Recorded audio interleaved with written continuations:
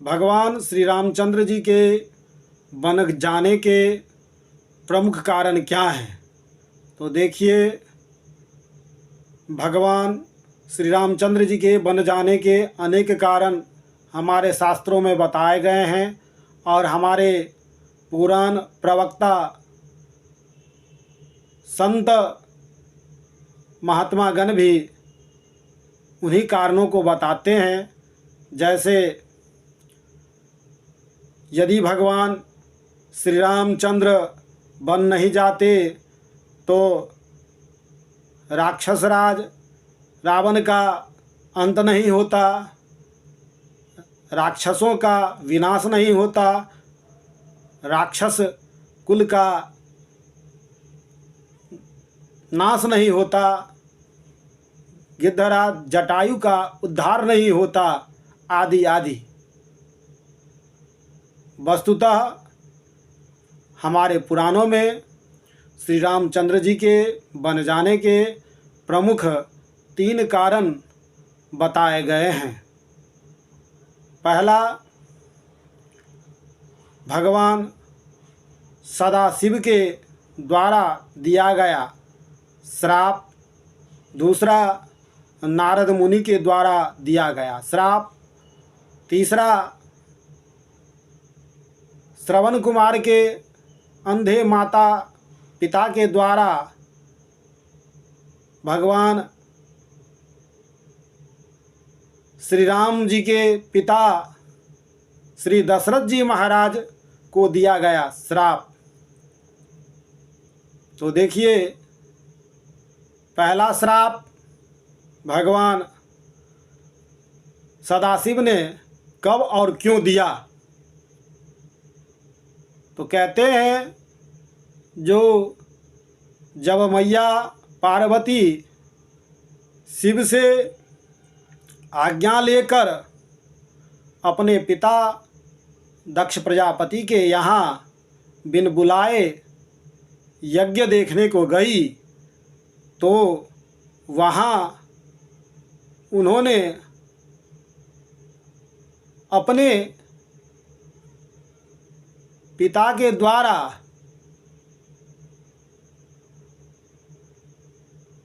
उपेक्षा को अपने प्रति देखा, साथ ही अपने पति स्वामी देवों के देव श्री महादेव का भी अनादर देखा, जिससे क्रोधित होकर मैया पार्वती यक्ष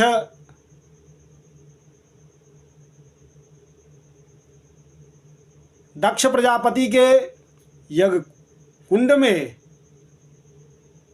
सती हो गई, अपने प्राणों की आहुति दे डाली। भगवान सदाशिव को जब यह बात मालूम हुआ तो दक्ष प्रजापति के यज्ञ को नष्ट करते हुए दक्ष प्रजापति के यज्ञ कुंड से मैया सती के छाया शरीर को निकालकर अपने सिर के ऊपर धारण कर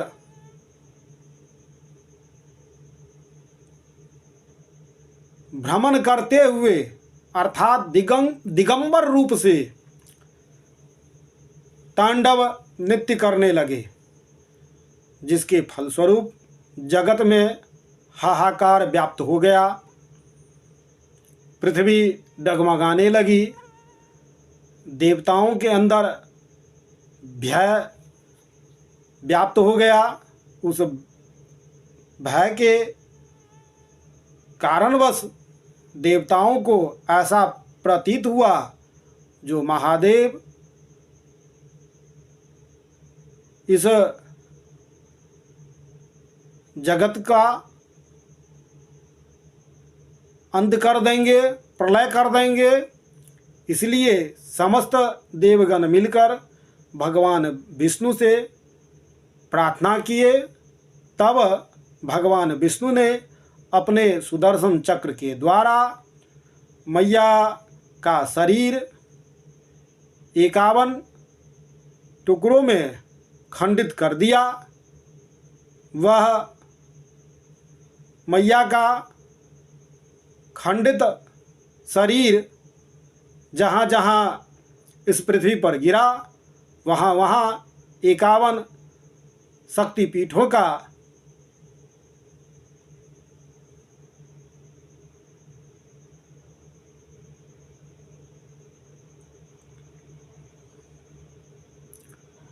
उदय हुआ। फिर भी भगवान सदाशिव का क्रोध शांत नहीं हुआ, उनका नित्य बंद नहीं हुआ। तो देवतागण नारद मुनि से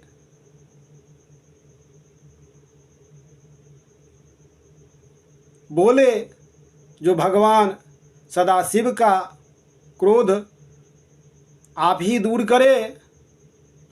तो देवताओं के विनय को स्वीकार करते हुए नारद मुनि ने भगवान सदाशिव से विनयपूर्वक कहा, जो उक्तम त्वया जगद्धात्र्या समाराधितया त्वया पूर्वम एव हि देहोऽयं पतिष्यति धरातले खंडसो बहुधा भूत्वा महापीठ प्रसिद्धये तस्माद् विष्णुस्तथा चक्रे भवशान्तः सदाशिवः। हे सदाशिव, आपने जब जगत जननी की आराधना की थी, तब उन्होंने ही पहले ही यह बात आपसे कही थी कि मेरा यह शरीर पृथ्वी पर अनेक खंडों में गिरेगा। जहाँ मेरे प्रसिद्ध महापीठ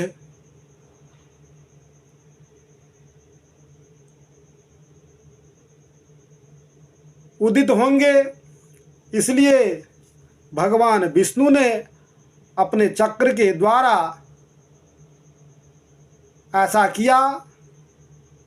इसलिए हे सदाशिव, आप शांत हो जाइए। इस प्रकार से नारद मुनि के कहने पर भगवान सदाशिव ने नृत्य को त्याग कर बार बार निश्वास छोड़ते हुए कमलापति विष्णु को शाप दे दिया। एव मुक्तस्तु मुनिना त्यक्त नृत्य सदाशिव विनिश्वसन मुहुर्विष्णुं सशाप कमलापतिम। अब श्राप क्या दिया? तो कहते हैं, जो विष्णुर्मानुष रूपेण जनिष्यति महीतले त्रेतायाम सूर्यवंशेषौ मम शापेन निश्चितम् तत्रातिरम्या तत्पत्नी सतीव प्राणवल्लभा छायां संस्थाप्य संत्यक्त्वा माययान्तर्हिता स्वयं भविष्यति ततश्चासु मायया विप्रमोहितः आनन्दमग्नचित्तश्च भूत्वा यास्यति दूरतः ततो यथा मां चक्रेषु छाया पत्नी वियोगिनं कूरराक्षसवद विष्णुस्तथा राक्षस पुंगवः एनं करिष्यति कूरश्छाया पत्नी वियोगिनं हत्वा छायामयीं पत्नीं सत्यं सत्यं महामुने शोक संतप्त हृदय स यथाहं भविष्यति। अर्थात, हे नारद, मेरे श्राप के कारण निश्चय ही विष्णु को धरातल पर मनुष्य रूप धारण करके त्रेता युग में सूर्यवंश में जन्म लेना पड़ेगा। वहाँ उनकी मनोहारिणी प्राणप्रिया पत्नी सती के समान अपनी छाया को छोड़कर माया से स्वयं अंतर्धान हो जाएगी, तब माया से मोहित हुए वे आनंदमग्न होकर दूर चले जाएंगे।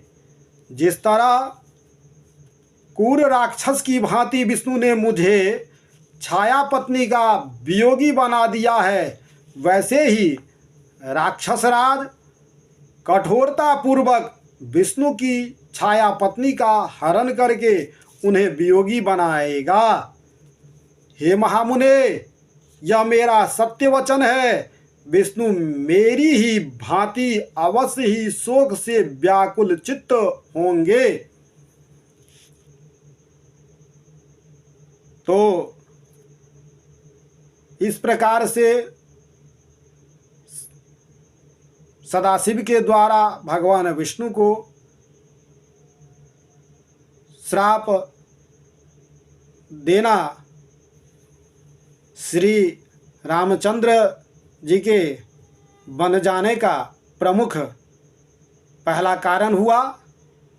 दूसरा कारण नारद मुनि के द्वारा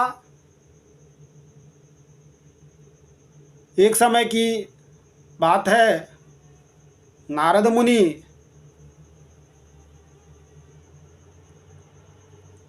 तपस्या में लीन थे। वैसे दक्ष प्रजापति के श्रापवश वह एक जगह टिकते नहीं, अपितु भगवत कृपावश वह तपस्या में लीन हो गए। उनकी तपस्या को देखकर इंद्र ने समझा जो नारद मुनि स्वर्ग पर आधिपत्य जमाने के लिए तपस्या कर रहे हैं, इसलिए उन्होंने कामदेव को भेजा जो उनकी तपस्या को आप खंडित करें। कामदेव नारद मुनि के पास पहुँचे, उनकी तपस्या को खंडित करने का बहुत ही प्रयत्न किया, परंतु सारे प्रयत्न कामदेव जी के व्यर्थ गए। तब नारद मुनि का ध्यान भंग हुआ और मदन को क्षमा दान देकर नारद मुनि भगवत आराधन में घूमने लगे। परंतु इस काम देव के विजय के फलस्वरूप नारद मुनि के मन में अहंकार व्याप्त हो गया। उस अहंकार के मद में वह यह सभी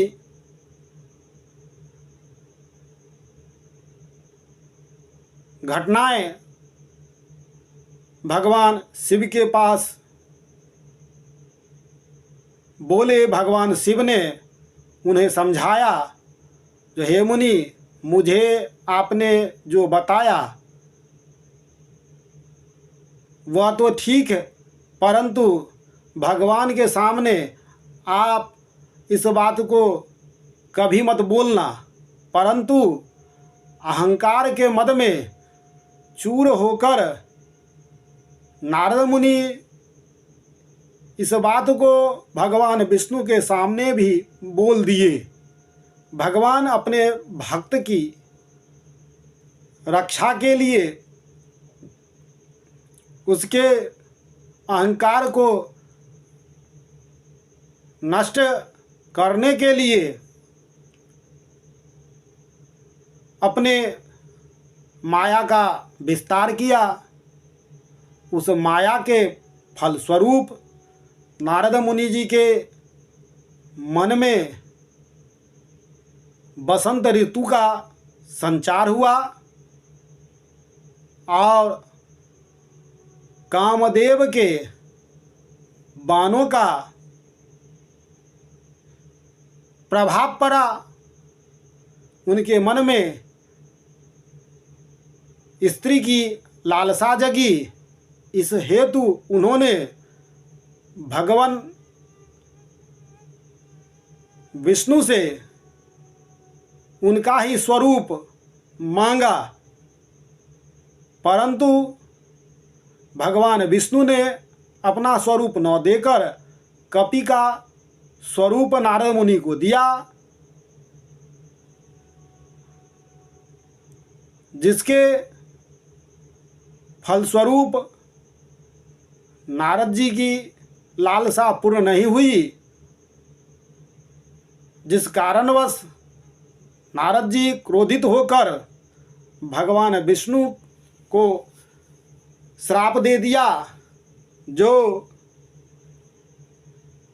कपि आकृति तुम किन्नी हमारी, करी हहि कीस सहाय तुम्हारी, मम अपकार किन्न तुम भारी, नारी बिरहु तुम हो दुखारी। तो इस प्रकार से श्राप दिया, जो जिस प्रकार से मैं नारी विरह से दुखी हूँ, वैसे ही नारी विरह से तुम भी दुखी रहोगे। मैंने तो निज स्वरूप मांगा था, परंतु कपि का स्वरूप दिया, इस हेतु उस समय यह कपि ही तुम्हारी सहायता करेगा। तो श्री रामचंद्र जी का बन जाने का यह प्रमुख दूसरा कारण हुआ। तीसरा कारण, श्रवण कुमार के अंधे माता पिता ने भगवान श्री राम जी के पिता श्री दशरथ जी महाराज को दिया, जो हे महाराज, जिस प्रकार मैं अपने पुत्र वियोग में तरफ तरफ के मर रहा हूँ, वैसे ही तुम भी पुत्र वियोग में तरफ तरफ के मरोगे। यह तीसरा श्राप श्री राम जी के बन जाने का तीसरा प्रमुख कारण हुआ। बाकी जितने भी अन्य कारण हैं, वह कारण नहीं अपितु कार्य मात्र कहे जा सकते हैं।